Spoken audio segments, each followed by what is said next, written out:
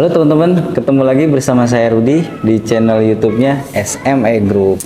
Di video kali ini kita akan mereview satu buah PC all-in-one dari brandnya QWERTY. Seperti apa PC-nya? Mari kita review.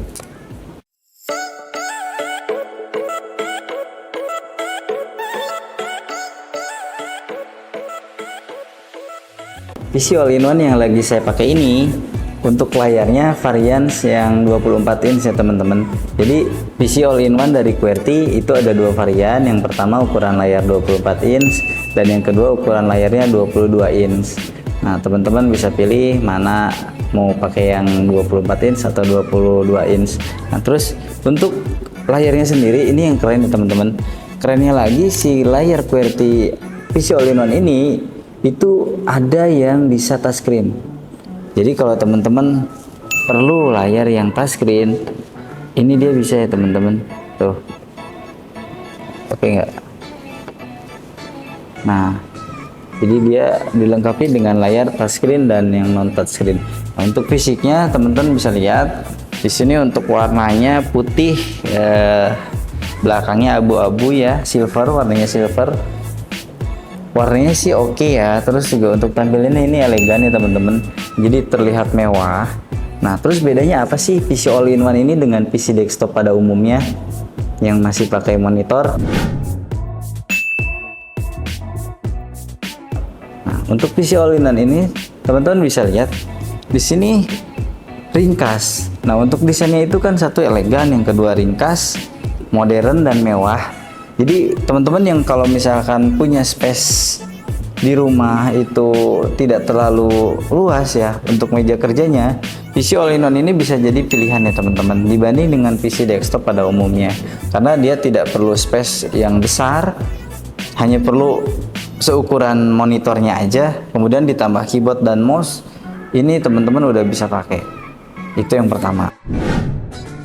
Terus yang kedua, perbedaannya dengan PC desktop pada umumnya, PC all-in-one ini namanya juga all-in-one ya. Jadi PC plus monitornya udah jadi satu. Bedanya di situ. Nah, dibanding dengan PC desktop pada umumnya, itu kita harus sediakan dua tempat. Yang pertama kita harus siapkan untuk CPU, yang kedua untuk monitornya. Nah, kalau ini semuanya udah satu paket ya teman-teman. Terus dari segi power, konsumsi power untuk PC all-in-one ini hanya perlu satu buah adaptor 19 volt. Jadi konsumsi listriknya itu rendah dibanding dengan PC desktop pada umumnya.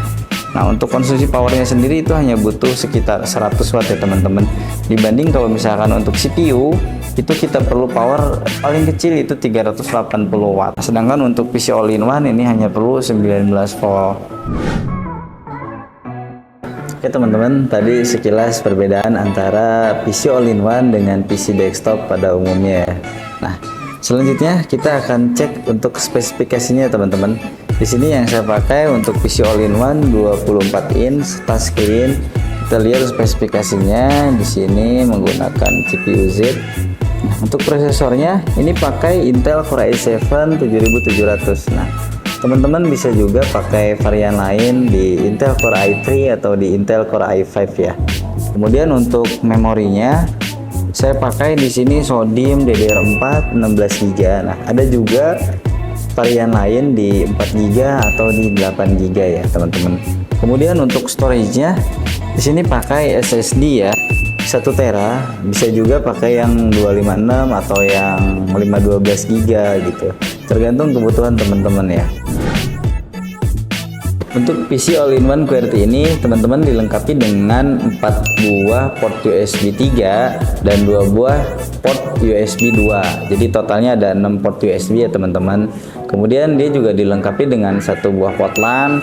Jadi teman-teman masih bisa pakai kabel jaringan ya untuk jaringan internetnya, masih bisa pakai kabel LAN. Kemudian bisa juga pakai wireless USB. Nah ini untuk jaringan internet, kalau misalkan teman-teman nggak ada kabelan di rumah, bisa juga pakai WiFi ya teman-teman. Kemudian, nah di sini ada juga satu port untuk HDMI eksternal. Jadi teman-teman bisa extend untuk tampilannya ke layar lebar ya. Kita bisa langsung aktifkan di sini. Nah, untuk screennya ini bisa diduplikat atau di extend ya teman-teman. Selain itu ada juga satu buah port jack audio ya. Ini untuk mikrofon dan satu buah jack audio untuk handphone. Lanjut teman-teman. Nah, untuk layar LCD-nya sendiri ini udah dilengkapi dengan Intel HD grafik ya teman-teman. Jadi untuk resolusinya itu udah Full HD di 1920 kali 1080. Kemudian untuk refresh rate-nya ini dapat di 600 Hz ya teman-teman. Jadi memang bukan untuk gaming ya PC ini, tapi bisa dipakai untuk keperluan office. Kelebihannya lagi teman-teman ya, untuk PC all-in-one ini dibanding dengan PC desktop pada umumnya, jadi untuk PC all-in-one ini udah dilengkapi dengan webcam, kemudian speaker internal dan mikrofon internal. Nah, jadi teman-teman kalau misalkan mau pakai untuk meeting online itu kurang lebih fungsinya hampir sama dengan notebook ya teman-teman. Jadi hampir sama dengan laptop, itu udah ada dilengkapi dengan webcam, mikrofon dan speaker internal. Jadi teman-teman nggak perlu pakai webcam eksternal lagi dan speaker eksternal lagi gitu ya. Untuk kelebihan PC all-in-one ini teman-teman ya, selain yang udah kita bahas tadi, itu di fitur touchscreen-nya ini untuk keyboardnya dia bisa auto ya teman-teman. Nah, jadi udah ada auto keyboard on screen di layar. Nah, ini teman-teman bisa langsung ngetik dari sini.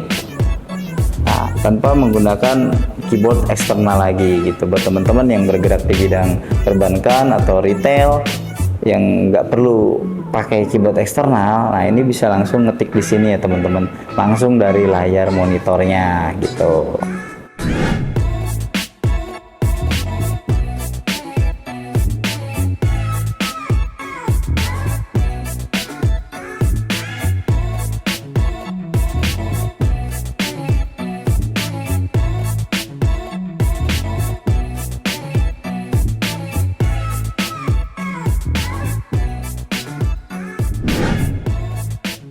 Jadi oke teman-teman, nah untuk PC all-in-one ini bisa jadi alternatif ya selain PC desktop ataupun laptop, karena untuk spesifikasi dan fitur-fiturnya ternyata PC all-in-one ini lebih lengkap ya dibanding dengan PC desktop gitu. Jadi dia udah dilengkapi webcam, dilengkapi dengan mikrofon internal, kemudian juga udah dilengkapi dengan speaker internal gitu, sama seperti dengan laptop gitu. Oke teman-teman, cukup sekian video review kita kali ini.